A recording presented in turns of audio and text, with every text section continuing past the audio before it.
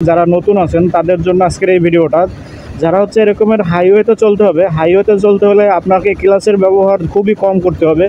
ক্লাচের ব্যবহার যখনই করবেন, মানে ক্লাচটা হচ্ছে যদি আপনার গিয়ার শিফটিংয়ের সময় ক্লাচের ব্যবহার করবেন, অ্যান্ড এর পাশাপাশি হচ্ছে আপনার যখন দরকার জ্যামের ভিতরে যখন রাইড করতেছেন, আপনার কিছুটা শক্তি দরকার, আবার কিছুটা সময় ইঞ্জিন থেকে আপনার চাকার শক্তিকে ডিসকানেক্ট করা দরকার, সেই মতো অবস্থায় আপনাকে হচ্ছে ক্লাচ ব্যবহার করতে হবে। আর এরকমের হাইওয়েতে ক্লাচ ব্যবহার করাটা খুবই বিপজ্জনক। অ্যান্ড ক্লাচ যখন ব্যবহার করবেন তখন হচ্ছে বাইকটা হালকা হয়ে যাবে, অ্যান্ড হালকা হয়ে গেলে আপনার বাইকটা কন্ট্রোল করতে যথেষ্ট পরিমাণে কষ্ট হবে। অ্যান্ড এই কারণে হচ্ছে ক্লাচটা ওইভাবে ব্যবহার করা উচিত না, বিশেষ করে হাইওয়েতে। আমি যখন এই মোড়টা ঘুরতেছি তখন কিন্তু আমি এই যে কোনো ক্লাচের ব্যবহারই করিনি, শুধু হচ্ছে ইঞ্জিন ব্রেক। বলতে পারেন যে প্রত্যেকটা বাইকের ব্রেক কয়টা, দুইটা, আসলে ব্রেক দুইটা না, ব্রেক হচ্ছে তিনটা। এই যে সামনে একটা ব্রেক, অ্যান্ড পায়ে একটা ব্রেক, অ্যান্ড এর পাশাপাশি হচ্ছে কি এইটা একটা ব্রেক। বলতে পারেন এই থ্রোটল কীভাবে ব্রেক হয়, হ্যাঁ থ্রোটলই একটা ব্রেক। কীভাবে ব্রেক আমি আপনাকে বুঝিয়ে বলি। আমি এখন 5 গিয়ারে আছি, অ্যান্ড দেখেন আমি কিন্তু এখানে গিয়ার এখন পর্যন্ত কমাই নাই, অ্যান্ড আমি কিন্তু তাদের মধ্যে আছি। কিন্তু আমার দেখা যায় যে 5 গিয়ারের থেকে একটা গিয়ার ডাউন করা লাগবে, কারণ হচ্ছে আমার বাইকের গতিটা বেশি স্লো হয়ে গেছে। অ্যান্ড আমি যখন এই যে 50-এ চলে গেল, আমি এখন একটা গিয়ার শিফট করে দিলাম, অ্যান্ড আমার বাইক এখন আছে 5 গিয়ারে। অ্যান্ড 5 গিয়ারে আমি যখন ইঞ্জিন ব্রেক করব, আস্তে হচ্ছে এই যে থ্রোটল ছেড়ে দেবো, অটোমেটিক দেখেন বাইকটা কিন্তু ব্রেক হচ্ছে। আবার যখন আমি এই যে টান মানে থ্রোটলটা মোড় দিলাম, তখন কিন্তু আস্তে আস্তে আবার কিন্তু বাইকের গতি উঠে যাচ্ছে। অ্যান্ড আমার সামনে কিন্তু আরও কয়েকটা বাইক আছে। কয়টা বাইক আছে, 1 2 3 4টা বাইক, আমি সহ 5টা বাইক। তো চলেন বাইকের পিছনে রাইড করতে ভালোই মজা লাগে। তো চলেন আস্তে আস্তে এই বাইকের পিছনে রাইড করি। অ্যান্ড ইঞ্জিন ব্রেক সম্পর্কে আপনাদের একটা আইডিয়া দিই। তো ইঞ্জিন ব্রেকটা হচ্ছে জাস্ট ক্লাচ না ধরে থ্রোটলটা ছেড়ে দিবেন। আমি যখন সামনে দেখেন, সামনে একটা ট্রাক আসছে, আমি এই যে ব্রেক করলাম না, অথচ কিন্তু গাড়ির গতি কিন্তু আমি কমিয়ে নিয়ে এসেছি। অ্যান্ড আবার যখন আমার এই যে গতি দরকার হবে, এই ট্রাকটাকে ওভারটেক করে দিলাম, অ্যান্ড এই যে চলে গেলাম। আর আমি যখন লেন পরিবর্তন করব, তখন এরকমের বাতি, এটারে ইন্ডিকেটার বাতি কিন্তু দিয়ে তারপরে লেন পরিবর্তন করব। অ্যান্ড ওভারটেক করার সময় প্রত্যেকটা বাইকারে কিন্তু আপনাকে হর্ন দিয়ে তারপরে ওভারটেক করতে হবে। অ্যান্ড এটা আপনার রাস্তায় চলতে হলে আপনার নিজের নিরাপত্তার স্বার্থে এই জিনিসটা খুবই খুবই ইম্পর্টেন্ট ভূমিকা পালন করে।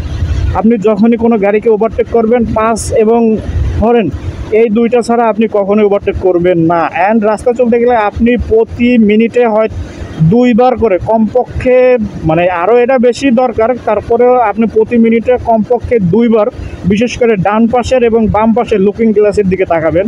অ্যান্ড ওভারটেক করার সময় হচ্ছে আপনি যখন রাস্তা থেকে ওভারটেক করবেন, আপনার অজান্তে কিন্তু আপনার পিছনে অন্য একটা গাড়ি চলে আসতে পারে। এই কারণে হলো আপনি যখন ওভারটেক করবেন, আপনাকে ডান এবং বাম দুই পাশে লুকিং গ্লাস পর্যবেক্ষণ করে যখন দেখবেন যে আপনার জন্য ওভারটেক করাটা একেবারে নিরাপদ, ঠিক তখনই আপনি ওভারটেক করবেন। এর আগে হচ্ছে আপনি ওভারটেক করবেন না। আমি এই যে সাইকেলকে ওভারটেক করব, সাইকেলকে ওভারটেক করার সময়ও কিন্তু আমাকে একটা হর্ন ব্যবহার করতে হবে। এটা হচ্ছে রাস্তার নিয়ম। আপনি বলতে পারেন সাইকেলকে ওভারটেক করব, সাইকেল তো আর রাস্তার মাঝে আসবে না। ভাই, আপনি নিরাপত্তার জন্য একটা হর্নের চাপ দিলে কী বা সমস্যা হবে? তো বলতে পারেন যে এই যে রাস্তার পাশে কত মানুষ, এরা যে কোনো সময় রাস্তার টান নিতে পারে, মানে রাস্তা ক্রস করতে পারে। তো রাস্তা ক্রস করার আগে আপনি যদি একটা হর্নের চাপ দেন, এটা আপনার মানে বাধ্যতামূলক, এটা আপনাকে অনেকটা নিরাপত্তা দিবে। যেরকমের এই যে অটো, এই অটো যখন রাস্তার পাশে দেখবেন যে দাঁড়ানো আছে, থামানো আছে, তখন হয়তো বা অনেক মানুষ আছে যে অটো থেকে নেমে হচ্ছে রাস্তা ক্রস করতে চায়। এই মতো অবস্থায় যদি আপনি চলে আসেন, তো একটা দুর্ঘটনা ঘটতে পারে। তো এরকমের অবস্থায় অবশ্যই আপনি যখন দেখবেন, আপনি দূর থেকে একটু হর্ন দিয়ে দিবেন, হর্নটা দিয়ে দিবেন যাতে হচ্ছে আপনার অবস্থানটা তাদেরকে জানান দিতে পারেন। এটা হচ্ছে একটা নিরাপদ বাইক রাইডিংয়ের একটা কৌশল বলতে পারেন। বর্তমান জামানায় কিন্তু মানে সবথেকে দুর্ঘটনা ঘটতেছে কিন্তু সড়কেই। তো আমরা যদি প্রত্যেকটা মানুষ নিজ নিজ অবস্থান থেকে সতর্কতা অবলম্বন করি, সেক্ষেত্রে দেখা যাবে যে দুর্ঘটনার হার অনেকটা কমিয়েও আনতে পারবো। এই যে এখন আমি এটাকে ওভারটেক করলাম, এই যে থ্রোটল ছেড়ে দিয়ে আবার থ্রোটলটা মোড় দিলাম, আমি কিন্তু তার ওভারটেক করে ফেললাম।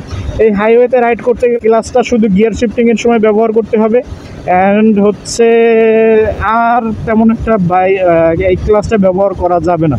আর যদি আপনি হাইওয়েতে জ্যামে পড়েন সেক্ষেত্রে আপনি ক্লাসটা ব্যবহার করবেন। আপনি যখন বাইকটা কিছুদিন রাইড করবেন, বাইকটাই আপনাকে বলে দিবে যে আপনাকে কখন ক্লাস ব্যবহার করতে হবে, কখন কত আরপিএমে কত গিয়ার দিতে হবে, অ্যান্ড কখন কীভাবে রাইড করতে হবে, এটা আপনি আসলে অটোমেটিক জেনে যাবেন। অ্যান্ড রাস্তার পাশে দেখবেন যে এরকমের অনেক ছাগল গরু, এই সব থেকে খুবই সাবধানে রাইড করতে হবে, কারণ এরা কখন কোন সময় রাস্তা ক্রস করবে আপনার কিন্তু জানা থাকবে না। আর এরকমের বাজার মহল্লার মধ্যে বাইকের গতি কমিয়ে নিয়ে আসবেন, অ্যান্ড চেষ্টা করবেন হর্ন দিয়ে তারপরে আপনি বাজারের মধ্যে ঢোকার, অথবা মানে ঘনবসতি এলাকার মধ্যে থেকে যখন রাইড করবেন তখন হচ্ছে হর্ন দিয়ে তারপরে রাইড করবেন। আর একটা জিনিস সবসময়ের জন্য মাথায় রাখবেন, যত গতি তত কিন্তু ক্ষতি। বাইকের গতি হাইওয়েতে একটা নির্ধারিত একটা গতি দেওয়া থাকে, সেই গতির উপরে রাইড না করাই সবথেকে বুদ্ধিমানের কাজ এবং এটাই উত্তম।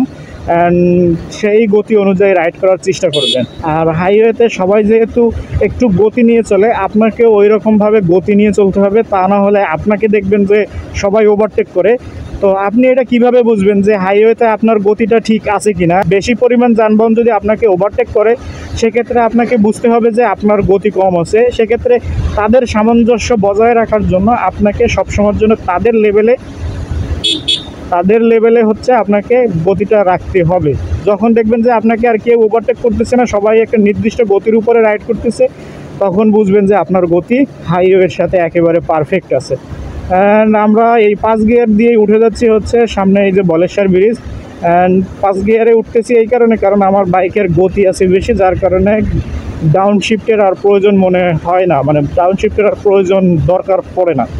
অ্যান্ড চোখের উপরে রোদের আলোটা পড়ছে, রাস্তাটা দেখতে অসুবিধা হচ্ছে, তারপরও সমস্যা নাই, ভালো পরিমাণে দেখতেছি।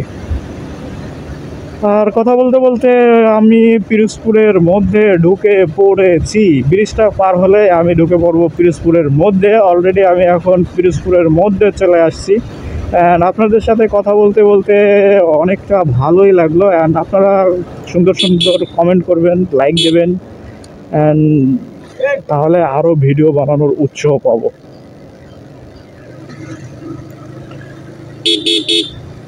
এরকমের টেসলা সবসময় হর্ন দিয়ে চলবে। কোনো ক্লাসের ব্যবহারই করে নেই, শুধু হচ্ছে ইঞ্জিন ব্রেক। বলতে পারেন যে প্রত্যেকটা বাইকের ব্রেক কয়টা? দুইটা। আসলে ব্রেক দুইটা না, ব্রেক হচ্ছে তিনটা। এই যে সামনে একটা ব্রেক, অ্যান্ড পায়ে একটা ব্রেক, অ্যান্ড এর পাশাপাশি হচ্ছে কি এইটার একটা ব্রেক। বলতে পারেন এই টোটল কিভাবে ব্রেক হয়? হ্যাঁ, টোটলি একটা ব্রেক। কিভাবে ব্রেক আমি আপনাকে বুঝিয়ে বলি।